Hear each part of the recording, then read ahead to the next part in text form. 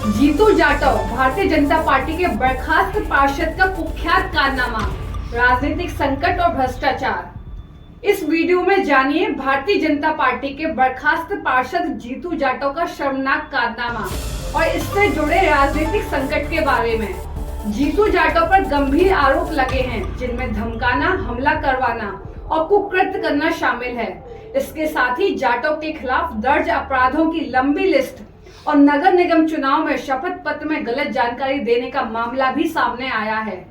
Video में हम चर्चा करेंगे जीतू जाटव के खिलाफ दर्ज गंभीर अपराधों के बारे में, भारतीय जनता पार्टी के नेताओं द्वारा जाटव का समर्थन और उसकी स्थिति, इस विवाद में सख्त कार्रवाई के बजाय देरी क्यों हो रही है, इंदौर पुलिस और राज्य सरकार की भूमिका पर सवाल, क्या जीतू जाटव को सजा मिलेगी, क्या राजनीतिक इच्छा शक्ति की कमी है। यह वीडियो पूरी स्थिति की गहरी पड़ताल करेगा।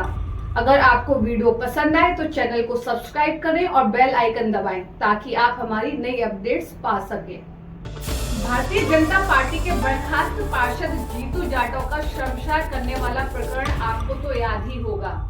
दरअसल विधानसभा क्रमांक 2 के वार्ड क्रमांक 24 से पार्षद जीतू जाटव का कुख्यात कारनामा बीते पूरे सप्ताह सुर्खियों में रहा है।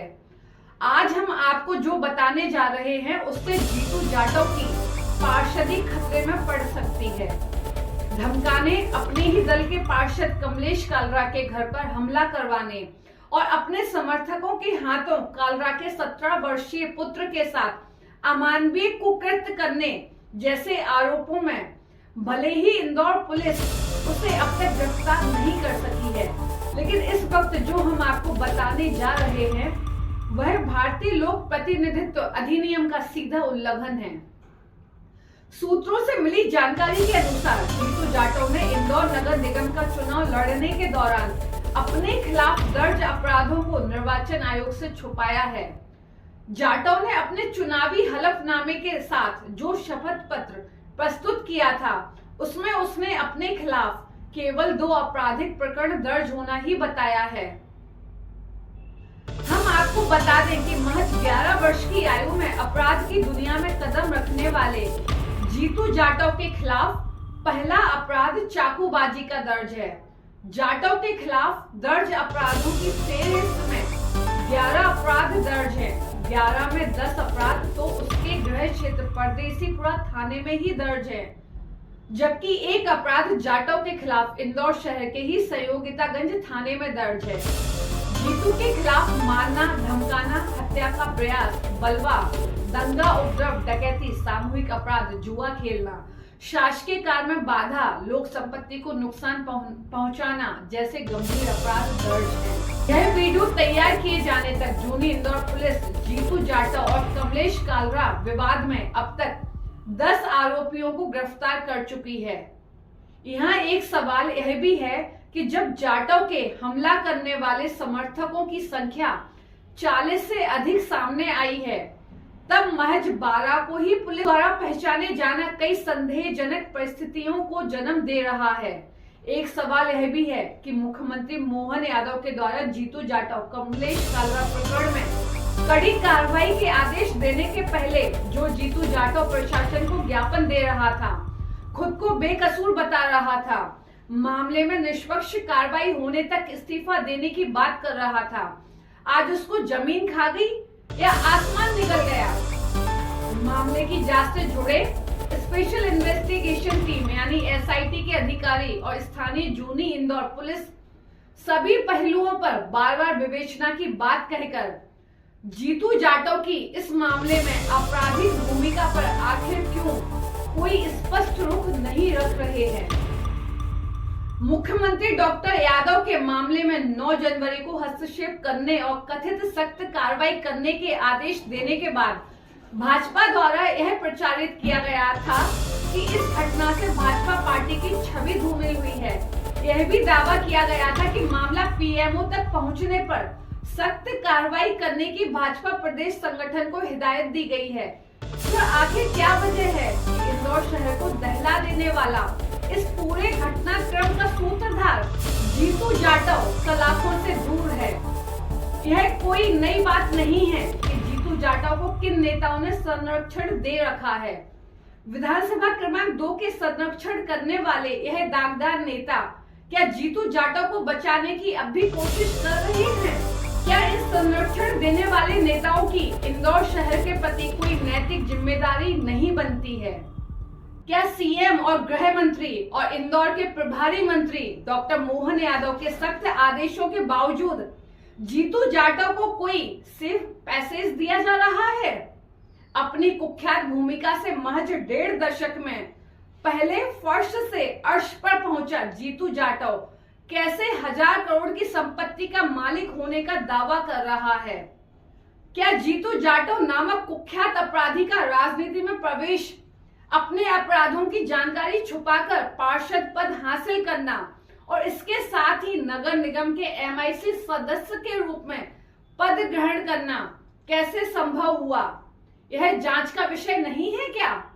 अब जबकि यह साफ हो गया है कि आपराधिक तत्वों का भाजपा नेताओं के माध्यम से पहले राजनीति में प्रवेश हुआ, फिर अवैधानिक अनैतिक रूप से जीतू जाटव का इस्तेमाल किया गया और आज जब जीतू जाटव नामक अपराधी सभ्य और स्वस्थ समाज के लिए आघात के रूप में चिन्हित हो चुका है, उसकी लंबी चौड़ी अपराधों की फेहरिस्त सामने आ चुकी है। उसी के 10 समर्थकों को अब तक पुलिस गिरफ्तार कर चुकी है। भारतीय जनता पार्टी उसे 6 वर्षों के लिए निष्कासित कर चुकी है। वह स्वयं जांच होने तक सभी पदों से इस्तीफा देने की पेशकश कर चुका है। उसके इस्तीफे को नामंजूर कर भाजपा उसके कुकृत्यों से पार्टी की छवि धूमिल होना मान चुकी है। तब सवाल यह है कि उसके कुकृत्यों की सजा देने में इतनी देर क्यों की जा रही है? कहां है मध्य प्रदेश सरकार का बुलडोजर? कहां है अपराध और अपराधियों के खिलाफ जीरो टॉलरेंस की नीति? कहां है भ्रष्टाचार के खिलाफ मध्य प्रदेश सरकार की इच्छा शक्ति? आखिर क्यों अब तक जाटव को पार्षदी से हटाने की कवायद नहीं की गई है? यह वीडियो बनाए जाने तक आखिर क्यों जीतू जाटव पुलिस रिकॉर्ड में ना अब तक आरोपी है, ना ही फरार है, ना दर्ज अपराध में उसका कोई स्पष्ट किरदार है, ना ही इंदौर पुलिस के पास उसकी सघन तलाश, जांच और उसकी काली कमाई को लेकर कोई स्थापित बयान और जांच की दिशा है? इन सब सवालों का ट्रिपल इंजन की सरकार को जवाब देना ही होगा। माननीय सीएम, पीएम महोदय और अन्य जिम्मेदार राजनेता महोदय, न्यूज O2 ने शुरू से ही कहा है कि जब किसी हाई प्रोफाइल राजनेता का आपराधिक चेहरा सामने आता है, नागरिकों में वह भय का पर्याय बन जाता है। कानून व्यवस्था से ऊपर कुख्यातों के हाथ पहुंच जाते हैं और कोई अपराधी प्रवृत्ति का व्यक्ति किसी शक्ति संपन्न पद पर आसीन हो जाता है, तब इसी तरह की नियति घटित होना प्रकृति का नियम बन जाता है। आज साफ है कि ऐसे आपराधिक प्रवृत्ति के आदमकद कुख्यात जीतू जाटव के खिलाफ कार्रवाई में राजनीतिक इच्छा शक्ति आज भी अवरोध है। आप भोपाल में, दिल्ली में बैठकर कुछ भी सोचे या ना सोचे, इस विषय पर कार्रवाई करें या जारी औपचारिक कार्रवाइयों से जन संतोष का संदेश दें, लेकिन तथ्य यही है कि आज भी जीतू जाटव के कुख्यात पद चिन्हों को उखाड़ फेंकने में राजनीतिक इच्छा शक्ति सवालों के घेरे में है।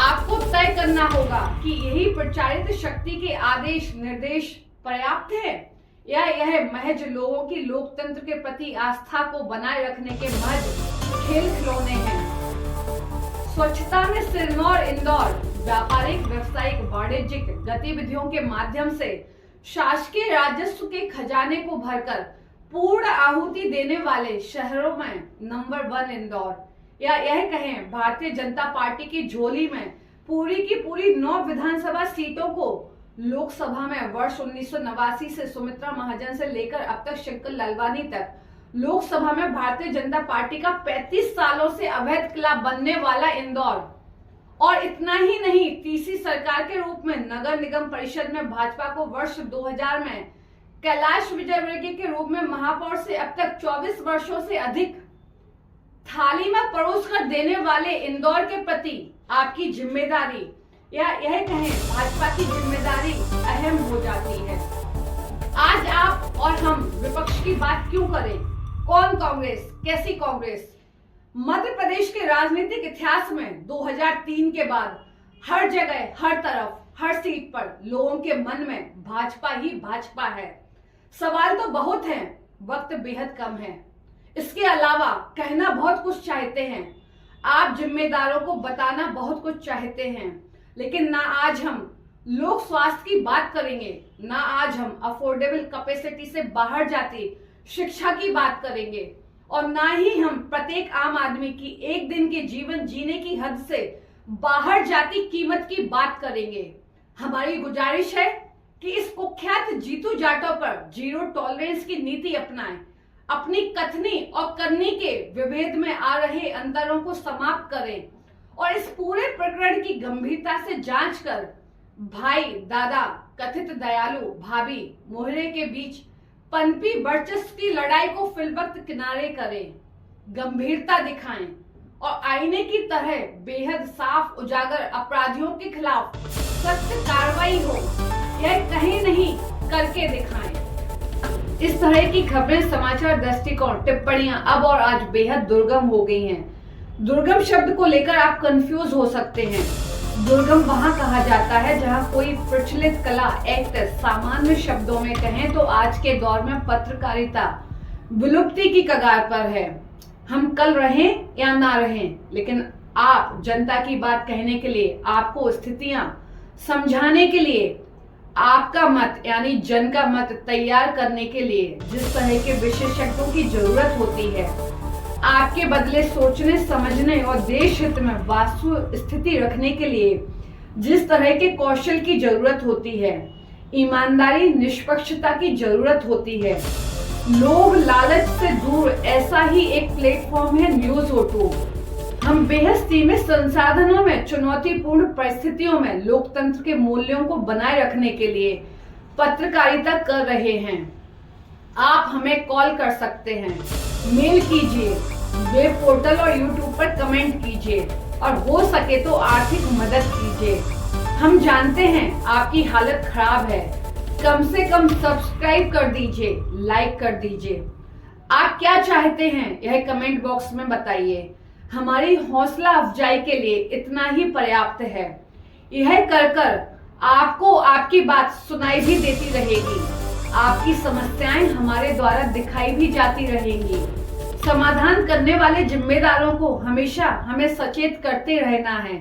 सीमित संसाधन है, तंग हाल है, लिहाजा प्रस्तुतिकरण की खामियों को नजरअंदाज कीजिएगा। हमारा आग्रह है, हमारे कंटेंट में आपको क्या अच्छा लगा, क्या बुरा लगा, हमें दुरुस्त करते रहिएगा। आप जुड़े रहिए न्यूज O2 के साथ, ऑक्सीजन ऑफ डेमोक्रेसी।